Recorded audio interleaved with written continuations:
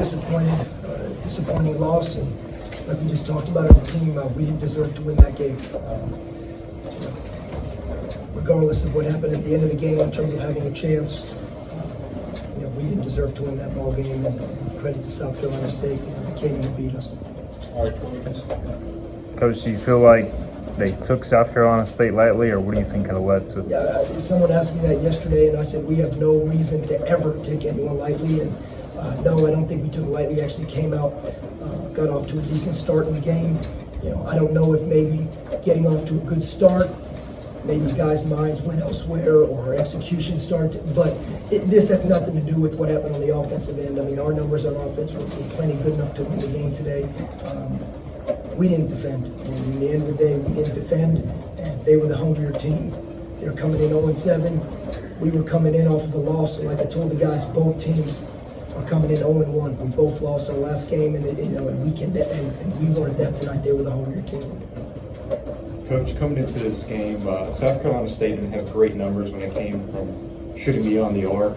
Did that kind of catch you guys by surprise tonight, the fact they were so effective from there?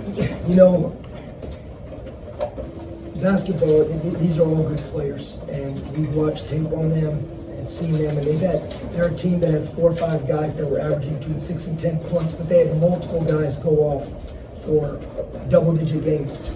They've been on the road. They weren't going to be intimidated. They weren't going to be, at all coming on the road here. And that's just because they've been on the road so much. They've been on the road. They've had every game has been on the road. So they've developed, thick skin for being on the road. And I think they shot the ball well. I think our defense had something to do with it and not being as aggressive as it needs to be in terms of guarding beyond the three-point line.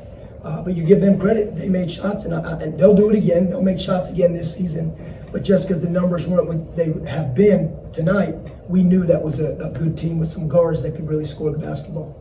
After some makes on your end, it seemed like the defense was just kind of out of sorts at times too. Is that just part of maybe just growing as a team and kind of figuring out how to play when you're in transition like that? Yeah, transition defense is always a challenge when you play a team full of guards because they had anybody bring the ball up. They didn't have the same people taking it out every time. And, that can sometimes cause those mismatches to happen. You end up matching up on different people, but, that's basketball. That's what we played other teams that have done that. But what you give South Carolina State credit for is they got that ball out quick and they pushed it up the floor. And we have to be better in our matchups in transition defense, and we'll definitely work on that. Coach, you knew there were going to be growing pains. Is this one of those learning experiences your guys maybe have to go through the hard way to learn from it? I hope so. I hope looking back it will be. It doesn't feel like that right now. I mean, right now it feels like we squandered an opportunity to win a basketball game. We squandered an opportunity to get better. And, again, I think we got what we deserved. We didn't deserve to win that game tonight, the way we played. How did you feel about you guys' shot selection in this game? We told the guys going into the game that we'd have the opportunity to really play at the rim. So we started the game off really with an emphasis on driving the basketball and throwing the basketball inside. And if you look at it, we got the ball inside quite a bit into Brandon and into Luigi. It didn't equate always to what we wanted it to. You hope you can pick up some fouls or you hope you can get, some baskets around the rim from your post players. It didn't happen tonight, and there'll be nights that happens. Then I thought there was a junction of the game where we started settling for shots behind the arc. I mean, we took 22 tonight. That's not a ridiculous amount of threes. We've had games where we've taken more.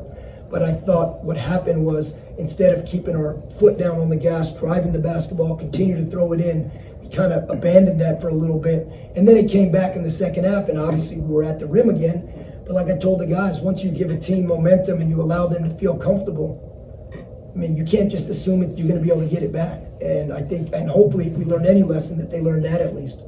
You guys had assists on, I think, 21 of 27 shots today. Even when the offense is a little streaky, do you like seeing that? Yeah, we talk about having a high assist to field goal percentage ratio in terms of, assists to made baskets. But again, I think a lot of that came in transition. I think as much as they probably hurt us a few times, I think we actually got out in transition quite a bit, and that's what allowed us to cut the lead from 11 down to 3 or 2, whatever it was. But we're always going to preach sharing the ball. The ball wasn't going in the basket tonight. I've always told the guys, if we try and win games based on if the ball goes in the basket, we're going to be disappointed a lot more than we're going to have that winning feel in the locker room. And defensively is where we lost this game tonight. And we just talked about that, and we're going to find a group of guys, and this program and this team is going to defend at a high level. And right now, we're not anywhere near where we need to be. So in terms of growing pains, that's the growing pain that we're feeling right now. Do you feel like that's more effort-based or just like learning the defense at this time? I think the guys know the defense. I don't expect them to be, any kind of, savant or masters in terms of the schemes that we're trying to do. But yes, I do think there's a piece of it that is just energy, intensity related. We came out of halftime. Big play, we came out of halftime. We talked about some things in the locker room. And I think one of the first baskets we gave up out of halftime was an offensive rebound. And those are the ones that if you allow a team that feels good going into halftime and you allow them to come out in the second half, they made one tough shot. They made a pull-up, really tough shot. We didn't score, and they come down and they get an offensive rebound. The next thing you know, we're back down 8, 9, and then it ballooned up to 11 really quickly before we had to call a timeout. So, the tape will tell. When I watch the film, that will tell if it was, more execution-based or more effort-based. But defense is effort. So I think when defense isn't right, I'm going to lean on that the effort wasn't right. Ezra, a bright spot tonight. You talked about playing at the rim. He did that in the second half. Yeah, he did. He got out in transition a lot, and he gives us a defensive versatility too. He did have a couple coverages. Those are the ones I can live with. When a freshman is supposed to be in a switching defense, or supposed to execute a certain ball screen coverage, and maybe he messes up one of those coverages. That's what you can live with freshmen, because that's a growth curve that they got to go through. But what you can't have happen is effort and mistakes. And so, to your point, I think Ezra played really hard on defense. I think he'll learn with some of the mistakes, the coverages-wise, that happened. And I think he learned that if he runs the floor, he can get out in transition for us. And that was probably where he got most of his baskets.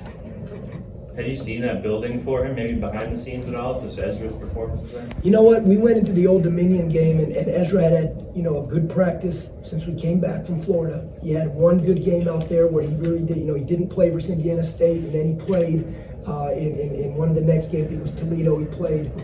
So going in the Old Dominion game, he had actually earned an opportunity. And in the Old Dominion game, he had 4 turnovers, and Val Pinedo had 3. So of our 16 turnovers in Norfolk, 7 of them came from our reserve post player. So,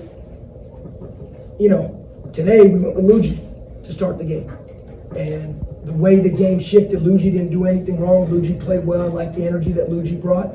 But because we had to go to a switching physical defense where we could get out and pressure a little bit more, Ezra's more suited for that. So Ezra came in and he took advantage of it. But no, yes, to answer your question, I think Ezra has been doing really well in practice. And he's working hard, he's concentrating, he's coming in and watching extra film. He's doing what he thinks he needs to do to give himself a better opportunity, and it paid off for him a little bit tonight. It's just unfortunate, it happened in a loss for us. Anything else?